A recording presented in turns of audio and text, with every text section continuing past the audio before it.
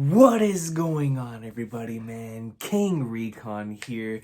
You see the title. We are continuing the countdown to episode 1000 special, where we come on here every single Saturday and talk about one of my favorite moments in the series every week leading up to the legendary episode 1000. Now, today, we're going to be talking about a very special moment, man. And it's going to be a little different than the last two because this one was just... It's hard to explain unless you were there. And the thing is I've been watching so many reactions of people catching up to the series and how this moment hits them. And I'm glad to know this is a moment that hits regardless of whether you're catching up to the series or you're reading it on a weekly basis, right? Because I can only tell you from experience as a weekly reader, as somebody who was making content back then, man, of how crazy this was. This was a monumental chapter. This was an unforgettable chapter. Chapter 731. The return of the brother. The brother that we thought was long lost. Not in our community, though. Everybody was for sure like, yo, Sabo's alive. The thing that makes this moment so special, though, is how Oda executed it and when he brought him back. Let me remind y'all for a quick second, man.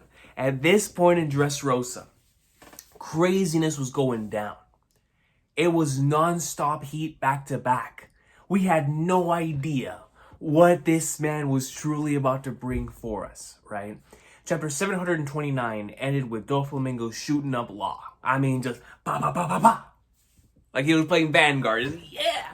And I'm like, bro, what in the flagnars is going on? And then we follow that up with a chapter that came so out of left field that, dude, chapter 730, in the midst of all of the craziness going down, Zoro and Fujitora clash. And then we see Big Mom's ship. And my boy Sanji's like, yo, Luffy, Capitan, go with the goat. Can I intercept Big Mom? And it's like, bro, what is going on? And I didn't think it could get any crazier because at that point I was like, hold up, man. There's nothing that can compare to Big Mom showing up. But what Oda said, hold up. You trying me? You trying the greatest ankle breaker in the history? Ever?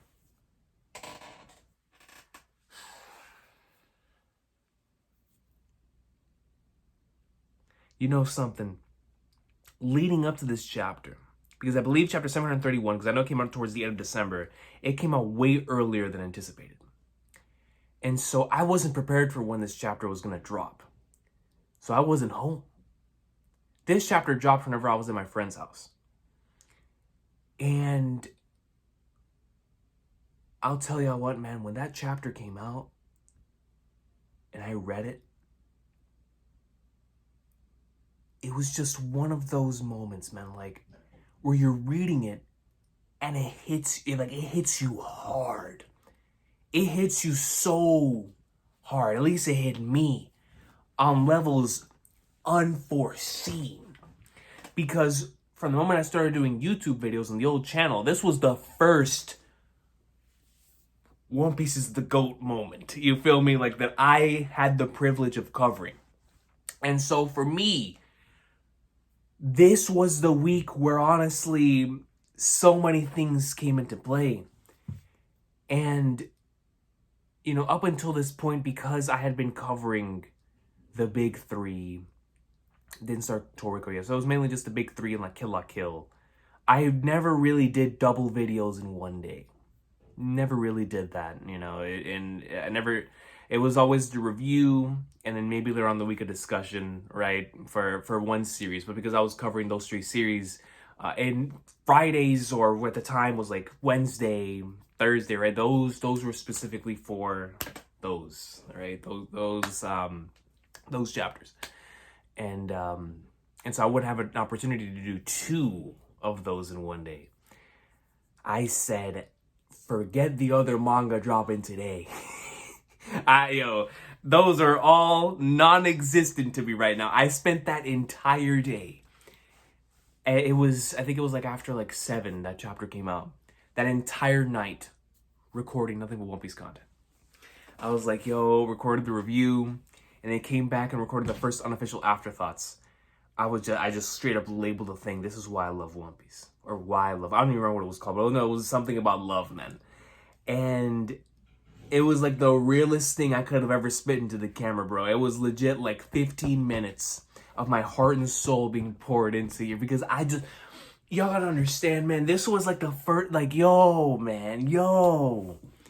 dude, this man Sabo showing up. Because the thing is when you have a theory that had been within the community for so long of like Sabo's not dead, you see all of the discussions and the things we've talked about here on the channel, and things we talked about as a community of Sabo still being alive, the clues, the bits and pieces, the theories. I mean, this has been going on for years.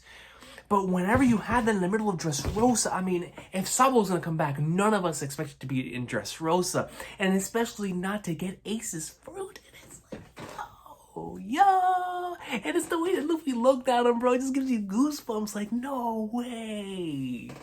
Nah, not in the midst of this. I mean, he's already in a mission to get Ace's fruit. He's like, nah, man, you can have it, bro. And it's the tears that are coming down. Like, I can't believe he's alive. My man's in the Magikarp outfit, losing his mind, dude. And it was just so beautiful, dog. And I'll never forget it, man. And it's anytime that somebody's catching up to the series and they get to this moment, I always love watching their reactions to it. Because it is just one of those, this series is the GOAT moments. And it has a lot of them, right? But I think collectively, because there are moments that hit individuals on a personal basis, but there are other moments that just universally, it's legendary. Universally, it's one of those, the moments. And this is one of those. This is one of those, man. Like, Sabo showing up mid-Dressrosa, or beginning of Dressrosa, chapter 731. So the first third.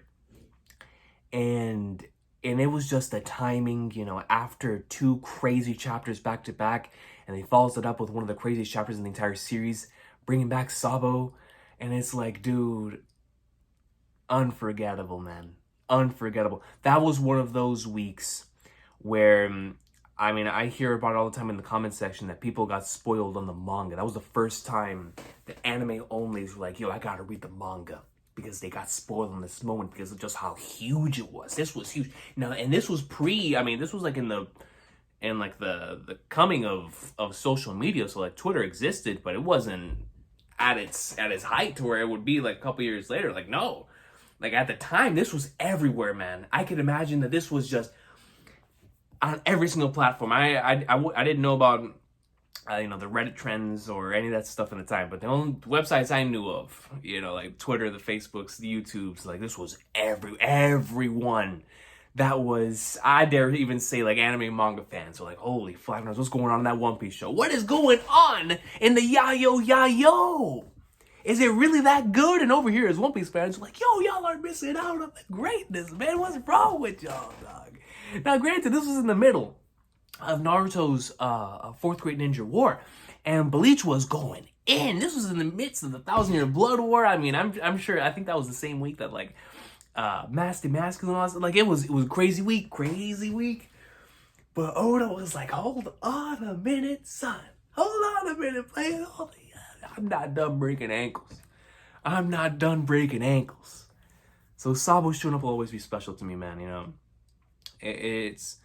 It's just, like I said, the timing, the way that it was executed, it was just so beautiful. And you knew when you saw him, like, he's gonna get the fruit. He's gonna get the fruit, man.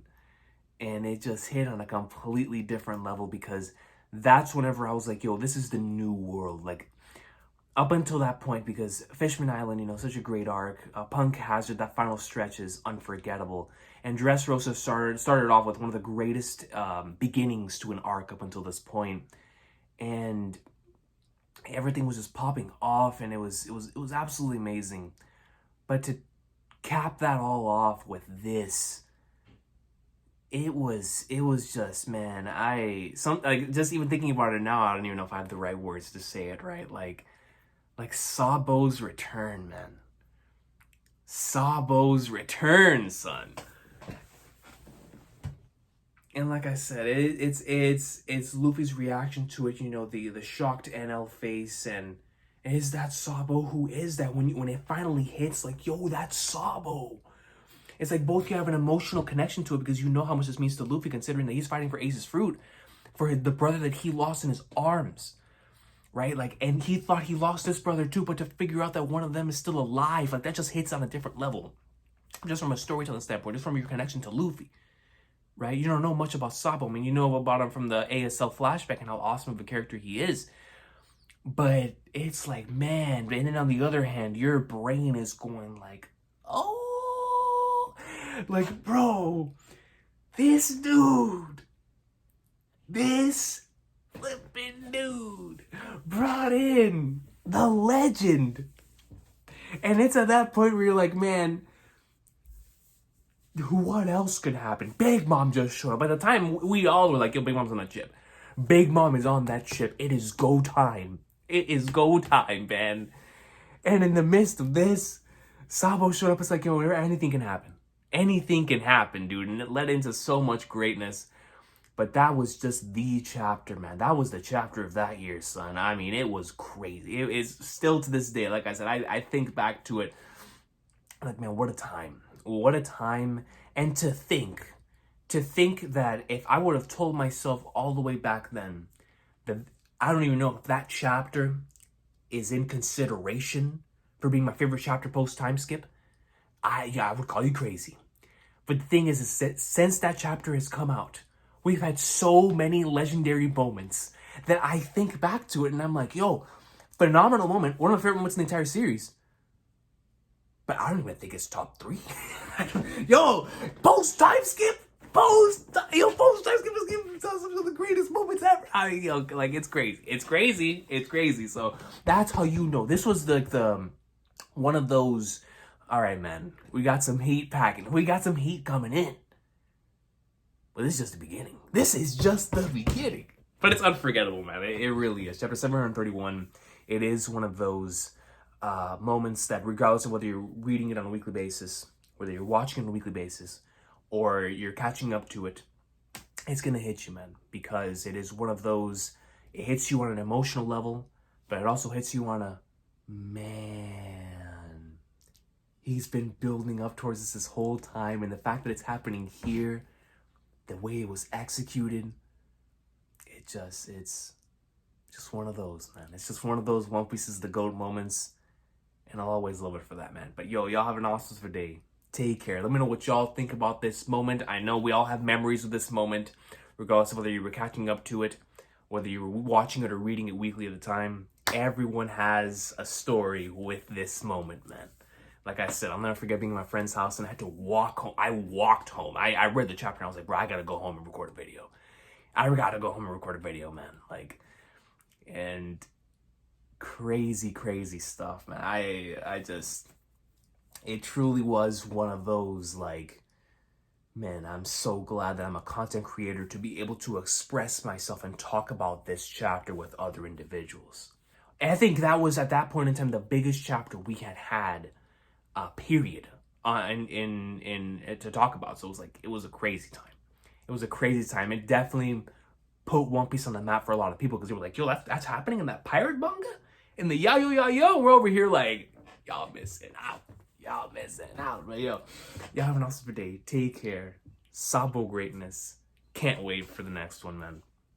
I'll be back for the episode reaction later on in the weekend. Can't wait for it, man. Sabo awesome sauce, dude.